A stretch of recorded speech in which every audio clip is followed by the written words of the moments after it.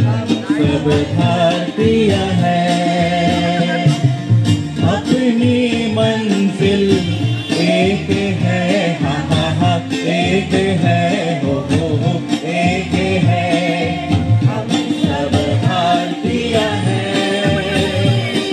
বঙাইগাঁৱৰ যি নেতাজী ফাউণ্ডেশ্যন, এই বঙাইগাঁও নেতাজী ফাউণ্ডেশ্যনৰ উদ্যোগত আমাৰ বঙাইগাঁৱৰ মায়াপুৰীত প্ৰতি বছৰে নেতাজী জয়ন্তী দিৱস উদযাপন কৰি আহিছে। এইবেলিও 129তম নেতাজী জয়ন্তী দিৱস এওঁলোকে পালন কৰিছে। মই অভিভাৱক মন্ত্ৰী হিচাপে মই আজি ইয়াতে আহি নেতাজীৰ প্ৰতি মই শ্ৰদ্ধা নিবেদন কৰোঁ। আৰু লগতে মোৰ লগত আমাৰ পৌৰসভাৰ পৌৰপতি সুবোধ দাস ডাঙৰীয়াও আছে।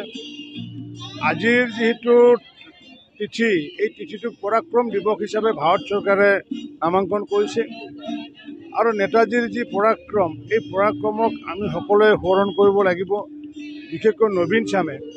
কাৰণ দেশৰ প্ৰতি তেখেতৰ যি সমৰ্পিত মনোভাৱ আৰু দেশ স্বাধীনতা কৰাৰ কাৰণে তেওঁ যি পন্থ অৱলম্বন কৰিছিলে, সেই পন্থ যিয়ে নহওক কিয় যে দেশৰ প্ৰতি যে অকৃত্ৰিম তেওঁৰ কোনো ধৰণৰ যে আপোচ কৰা নাছিলে কাৰো লগত, তাৰ কাৰণে আমি আজি সকলোৱে ভাৰতবৰ্ষৰ সকলোৱে আজি এই পৰাক্ৰম দিৱস আমি আয়োজন কৰিছোঁ। আমাৰ বঙাইগাঁৱতো আমাৰ নেতাজী ফাউণ্ডেশ্যনে যি দিৱস আয়োজন কৰিছে মই ধন্যবাদ জনাইছোঁ। আৰু আজিৰ এই চেগতে নেতাজীলৈ মই পুনৰ শ্ৰদ্ধা নিবেদন কৰিছোঁ।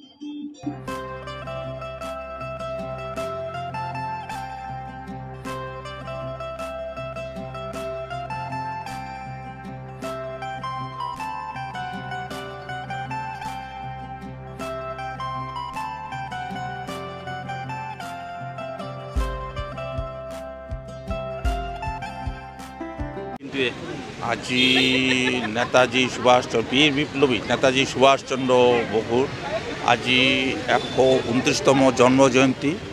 এই জন্মজয়ন্তীত এই মহান দেশপ্ৰেমিক নেতাজনক মই বঙাইগাঁও মিউনিচিপালিটি তৰফৰ পৰা তথা এতদ অঞ্চল ৰাইজৰ পৰা তথা এই যে ইয়াতে আমাৰ আয়োজকসকলৰ তৰফৰ পৰা মই সকলোকে ধন্যবাদ জনাইছোঁ। সেই মহান বিপ্লবী নেতাগৰাকীক আমি সশ্ৰদ্ধ প্ৰণিপাত জনাইছোঁ।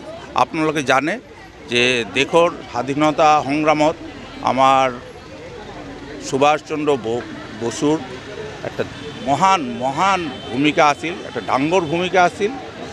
দেশত স্বাধীনত তেখেতৰ যেই কৰ্মৰাজি, তেখেতৰ যেই দেশপ্ৰেম, সেইটো অতুলনীয়।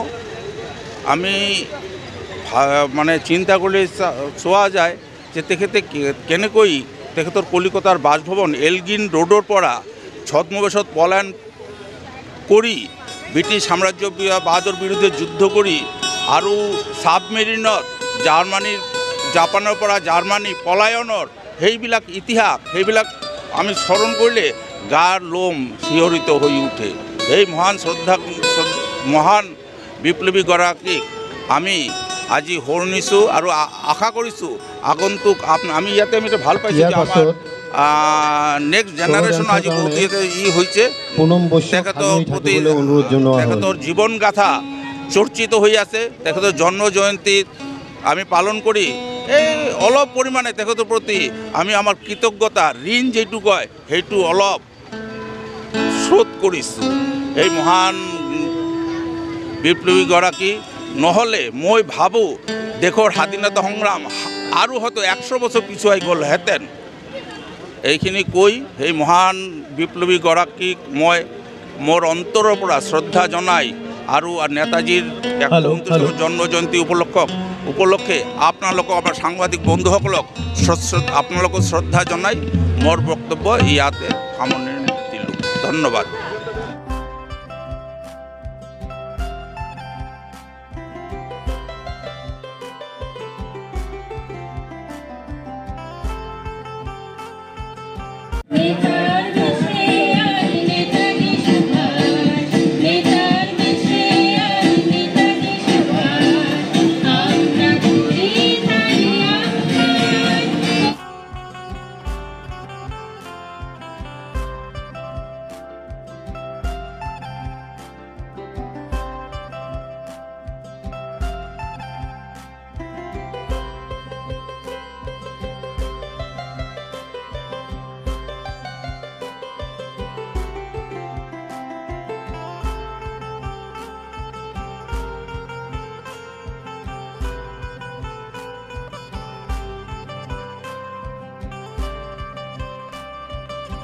It's